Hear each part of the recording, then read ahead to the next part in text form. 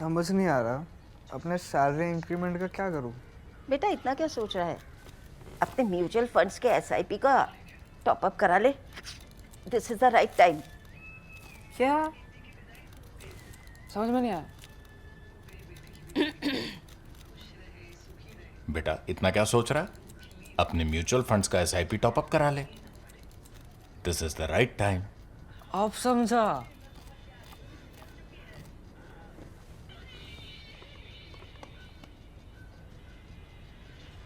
Mutual fund investments are subject to market risks. Read all scheme related documents carefully. Donald Trump is continuing with step-by-step escalation and also step-by-step messaging to say that, look, this is just a taste of things to come. You better make peace with me on my terms, otherwise see what happens. While that goes on, it's giving us windows to look at more important news domestically as well. What we are looking at today is not Indian politics. I know there are elections going on in four states plus one union territory, but really, it's the first time I've seen so little interest in elections. World is so caught up right now, totally consumed by this war and its implication. Within this, something of profound strategic importance has come up in India. And that is that the second stage of what is famously called as the three-stage Indian indigenous nuclear program. Why is it called three-stage? What are the three stages? I will try and do a layperson's explanation for you, and then Soumya Pillai, who heads our science team, she will join in. She will give us a better explanation. The second stage, however, has now come alive. Come alive means it's attained criticality. Criticality in the nuclear sense means when inside a reactor, a nuclear reaction starts which is self-sustaining, which can carry on by itself. It's not a stop-start thing. It carries on by itself. It's self-generating. That is what we mean when we say nuclear reactor has gone critical. It's begun to produce energy, heat, whatever your outputs are. That has now started with a unit called PFBR. That is Prototype Fast Breeder Reactor. Why it's called Fast Breeder Reactor, we'll explain to you. As you drive out of Chennai southwards along the East Coast Road, just after you pass the temples of Mahabalipuram, just after that, to the left, you will see, hugging the coastline, you will see a very large nuclear installation with high gates, lot of security, etc. That is Madras Atomic Power Station 1 and 2. This started in 1984, was set up in 1984. These are among India's older power generating plants. Not safeguarded. Alongside them, you also have India's first fast breeder reactor, which was for testing. That was Fast Breeder Test Reactor, FBTR. That went critical on 18th of October 1985. That is, count backwards from today, that was 41 years back. That test reactor proved a certain process, and that process was that you could use a particular fuel mix to produce electricity, thermal energy, thermal energy, and also the byproduct was plutonium. That plutonium could then further be used in the next process, which would be called the stage 2 in this three-stage program.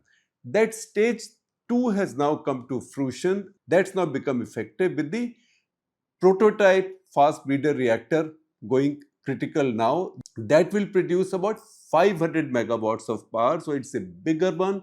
The two MAPS units are 200 megawatts each. Today, that would be comparable to small modular reactors up to 220 megawatt. This one, the fast breeder or prototype fast breeder reactor, it's called prototype because this is the first. Based on this, more will come up, maybe of a higher capacity, because a new technology is now being proven. This is a technology that Dr. Homi Bhabha had imagined in the 50s because he knew India had a lot of thorium. How thorium matters, we'll explain to you. I will tell you some of it, and then as Soumya joins us, she will explain it in greater detail and with better accuracy than me. Physics was never my strong suit anyway, and it challenges me. Nevertheless, I will confine myself more to the strategic aspect of it.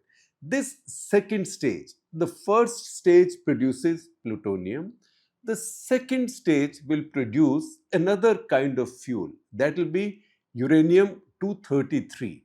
That uranium 233 can then be mixed with thorium, of which we have plenty available, mostly in our beach sands, in Andhra, in Odisha, in Kerala, in all our coastal states, particularly our southern and southeastern coastal states. Plenty of thorium is available. In fact, 25% of all the thorium in the world is available in India. You can just scoop it off the beaches. The ore is called monazite. Now, you convert this into fissile material. How? Thorium by itself is not radioactive. It's not fissile. In a certain condition, and that is what will happen in this third stage, when the third stage reactors come up, in that condition, this thorium will be combined with U-38 obtained from the second stage. So remember, the first stage gives you plutonium, the second stage gives you U-33. That U-33 is now combined with thorium. In the process, the way this structure will be, thorium will form a kind of blanket in this process, in this reactor. As the fission takes place, there will be lots of neutrons flying around, and those neutrons will then go, and in a way, I'm using very simple or simplistic language, it will strike this blanket of thorium and yield more uranium 233. What is the effect? You will use uranium to fuel this reactor and you will get your electricity, but through this process, this reactor will give you more uranium 233 than you put inside it. That's why it's a fast breeder reactor. And that's how India's thorium will be used. Thorium is not a fuel, but through this process, thorium can be made into a fuel only in this process. You can't put thorium in a bomb and drop it somewhere. Clean, dirty, it will yield no kind of bomb. But it will yield some kind of uranium for you. Remember also that out of India's 22 fully functional nuclear plants, 22, there is one odd which is now shut down. For example, there is a 40 megawatt plant at Tarapur.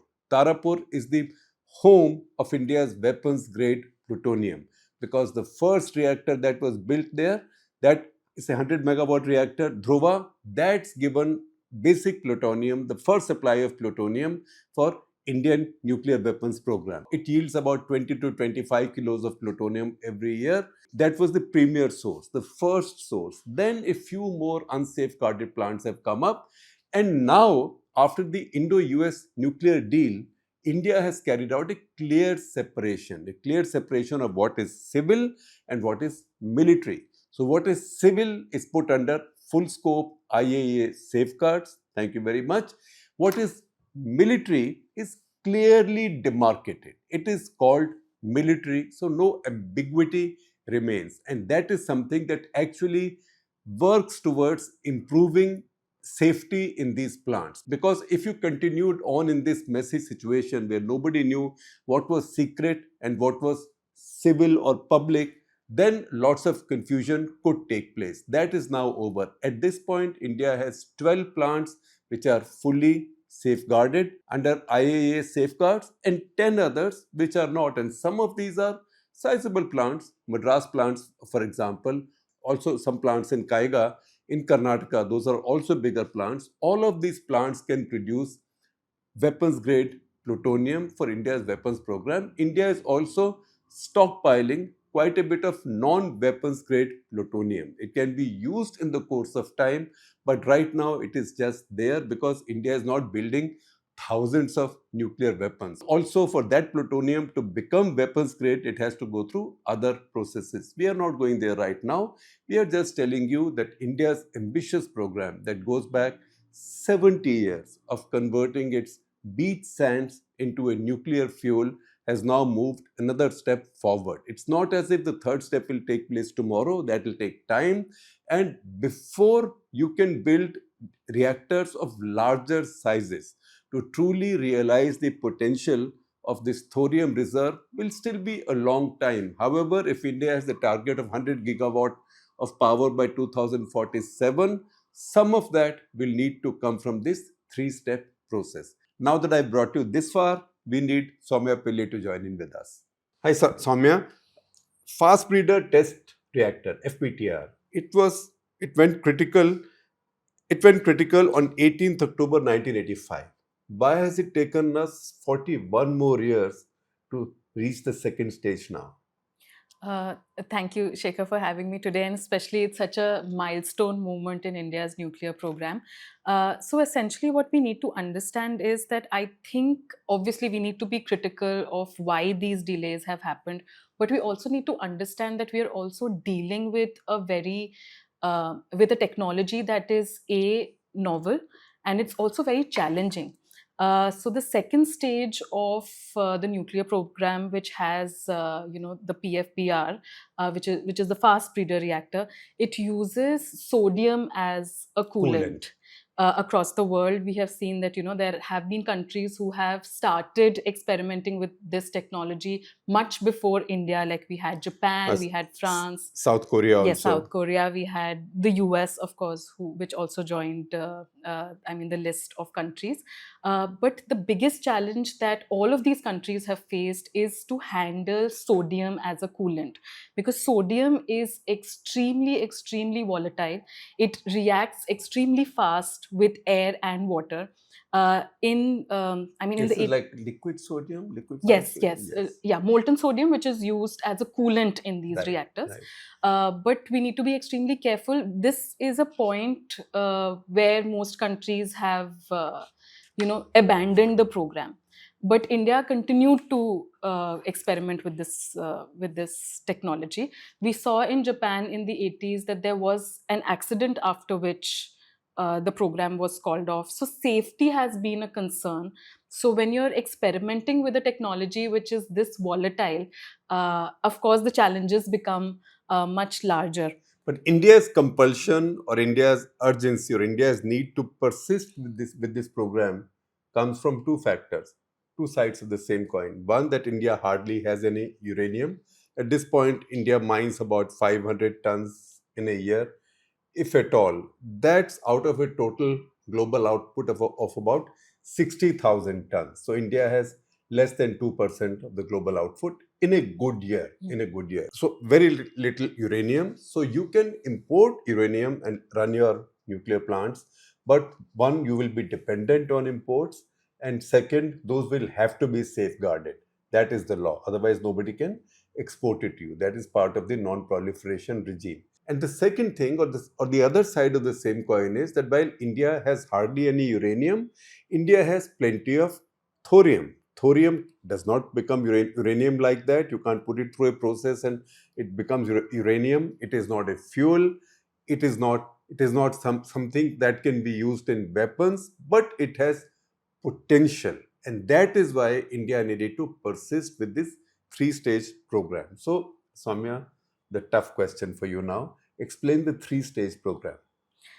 So Shekhar, a lot of it you have already explained in your introduction, and I just want to take it from there that India realized the potential of nuclear energy, very, very early. So in the 1950s, the father of India's nuclear program, Homi Jahangir Baba, he came up with a three-stage plan for India. It was not something that was supposed to go off as a light bulb. It was something that scientists knew that it's going to take decades and it's going to be a challenging process. So it happens in essentially three stages. The first stage involved the setting up of PHWRs, which is pressurized heavy water reactors. So essentially now India has around 22 of these. Which are most of our own built reactors. They are all pressurized heavy water reactors. Yeah. So what essentially happens is, because it is the first stage, it utilizes uranium in its natural form. The heavy water bit is deuterium oxide. So, that acts as a coolant in this phase. Of course, the reaction takes place and ultimately what we get is plutonium. We were also discussing plutonium is not a naturally occurring element Substance. in the earth. So plutonium is produced when you have uranium, which undergoes an extreme reaction which happens in the reactor itself. So but plutonium is also extremely critical to the process of nuclear fission. So that is the first stage which we have already achieved. We already have around 8,180 megawatt electricity which is produced through these power plants. Apart from PHWRs, So if I simplify this, she's giving you the technical details and the names of the chemicals and all. I am simplifying it.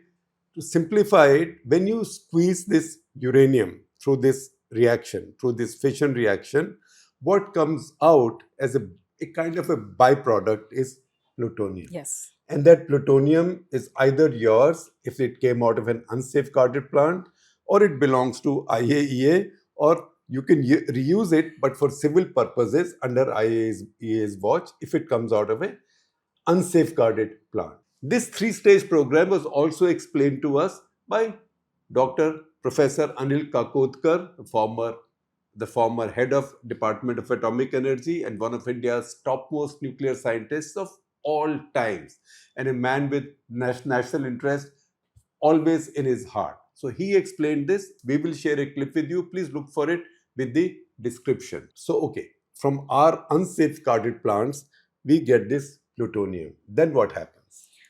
So just to be clear, is that these stages are not independent of each other. So they are almost like a chain reaction that we also need to complete to finally, complete the circuit of India's nuclear program.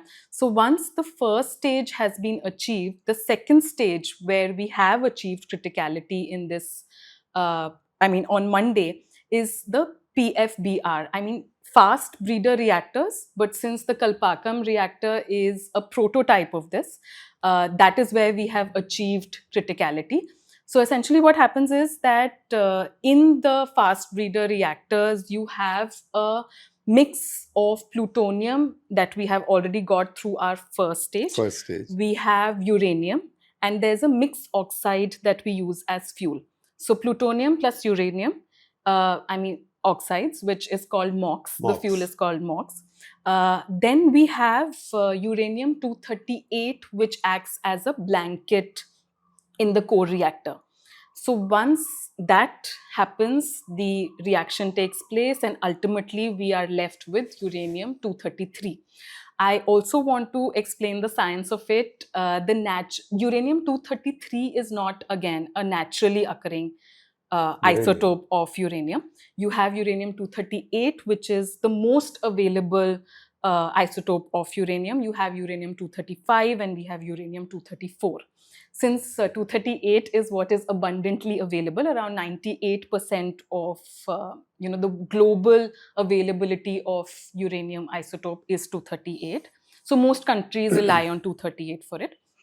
So that's what happens in the second phase. The That's second phase, when we produce electricity after criticality, then we get uranium-233. 233. So that is the yield of the second stage. Yes. And then once again, what you can do with this would be determined by whether your plant in the first and the second stage was from the safeguarded lot or the unsafeguarded lot. So you would have had to classify them as civil or military in the very beginning. Yes. Right? Yes. So what happens with this U-33 which comes out in stage 2?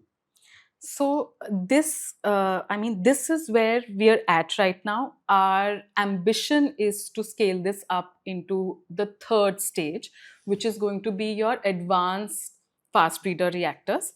So essentially what happens is... Or advanced heavy water reactors? Heavy water reactors. It can be interchangeably used. So what we get from the second phase is uranium-233, which we combine with thorium-232, which is what our reserves give us. The blanket fuel is also thorium. And ultimately what we get is more uranium-233. Again, because of this neutron activity. Yes. Because these neutrons fly around and they go and strike this thorium blanket, and that reaction produces more uranium-233. So essentially, the advantage of both the second stage and the third stage is that which is something that you also mentioned, that we are utilizing less fuel, but we are producing more fuel. So it is going to be energy efficient in the longer run.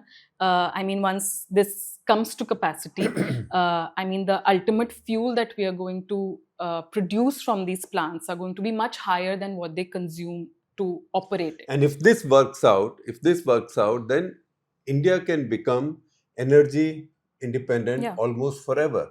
I mean, I see calculations that say 400 years, some say 60,000 years. Kisne dekha hai? I don't know. But the fact is that you have all this thorium, and this process this is by no means final yet, because thorium is not got inside any reactor as yet. But if this works, then that's a kind of a panacea to India's clean energy problem. I want to add to the point that you made right now. Just the Kalpakkam PFBR has the capability of 500 megawatt Megawatts, yes. electric, which is enough to power around 5 to 6 lakh households. So that's just one plant that we are talking about. And we do have a plan to make more of these fast breeder reactors. So that's actually going to lead India to energy independence. We also have, our net zero targets of 2070 with thorium as our fuel in these reactors is also something that we can achieve. Yeah. And at Kalpakkam itself, I read that we have another reactor, experimental reactor called Kamini, which is working on U-33, and that's the experimental test bed for the third stage. Yes. So Yes. that work on the third stage is going on. Yeah. Would you have any idea where is that work right now? Because the focus has been so much on achieving the second stage, we are still hoping, because if you're saying that we have achieved criticality, we don't really mean that it is producing that much power at full stage. Right. So once that stability is attained, of course, we can think of going to the third stage. But I am thinking that because, of course, the second stage from the first stage took a little less time when you compare it to the first stage. So I'm assuming that, at least another 5 to 6 years. I mean, that's a conservative deadline for the government, but hopefully they'll be able to achieve that. And once again, the choice of whether we keep these for civil or military is ours. So would you presume that those where we use basic uranium fuel, which is imported, will go in the civil category and the rest will go in the military category?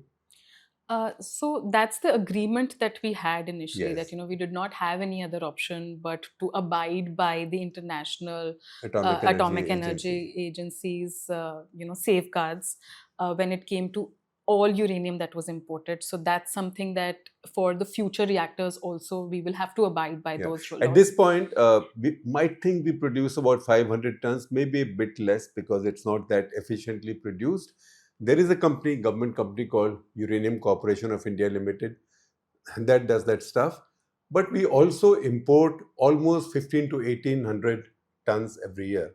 And we are negotiating with many countries lately, with Canada now, to import more uranium, but we buy from Australia, from France, most importantly from Kazakhstan and Russia. So we are in the market to buy uranium from everywhere.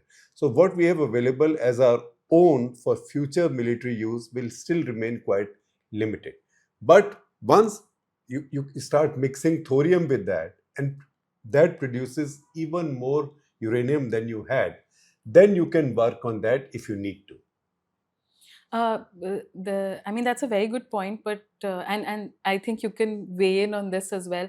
Especially in the recent years, we have realized that we need to be not just energy independent, but we also need to be independent when it comes to our security. Along the development of weapons and the infrastructure around it. So especially around Operation Sindoor, we did see a lot of indigenous work happening around it. So I think. This technology, because it can be, uranium can be enriched to a weapons grade.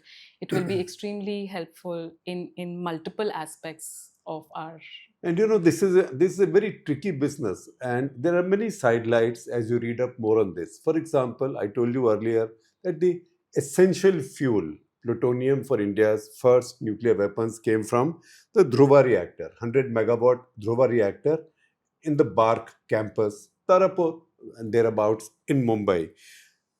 Another significant point is that there was one more reactor there, Cyrus reactor, CIRUS. Cyrus reactor, that was just a 40 megawatt reactor. That ran on Canadian fuel, imported Canadian fuel. It is the output of that reactor that was used in Mrs. Gandhi's era for the Pokhran 1 test. And the Western world had never forgotten or forgiven us for it. They'd never forgotten it. So when the Indo-US nuclear deal was signed, one of the concessions, maybe it was just symbolic, one of the concessions or one of the actions taken under the Indo-US nuclear deal was to permanently shut down the Cyrus unit of 40 megawatts. So these are very tricky equations, and that is why it's even more important for a country like India, given its threat scenario and given what our neighbors are doing and given what's happening in the world, it's very important to liberate ourselves from this dependence on foreign uranium to the extent possible. Definitely fully for our deterrence, because for that we cannot access any imported uranium or fissile material. Once again, in conclusion, to make us understand how important this thorium is, look at the uranium picture. I told you right now about 60,000 tons are taken out in the world, of which India might have 500, but 500, I will repeat again, might be a bit exaggerated. It's a bit less in reality. But the top producer is Kazakhstan, 22,451 tons. Currently, the global production is 59,370 tons. Kazakhstan is more than 40% of it at 22,451 tons. Canada is number 2, 9,331.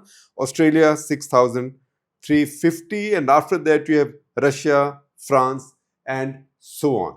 Against all of this, you have 25% of the global thorium reserves. So the holy grail that the Indian scientists are after is the full utilization of these thorium reserves. And for that, this 3-stage program is critical.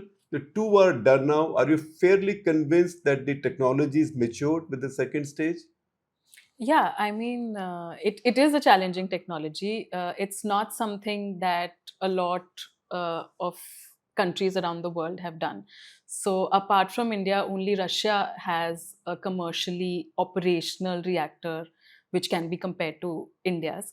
So for the first time, we are not late to the party. So I guess that's promising. So I think we have a lot to look forward to in this program. Yes, so compliments to the scientists who've done it and who've been so persistent. And you know what? If you travel along coastal Tamil Nadu, you will find a bunch of nuclear units. So there is the Kalpakkam complex, which is not far from Chennai. But if you go further down, then you find really big ones, the big plants, the Kudankulam plants. These are Russian-made plants. These use Russian uranium. Those are fully safeguarded as well.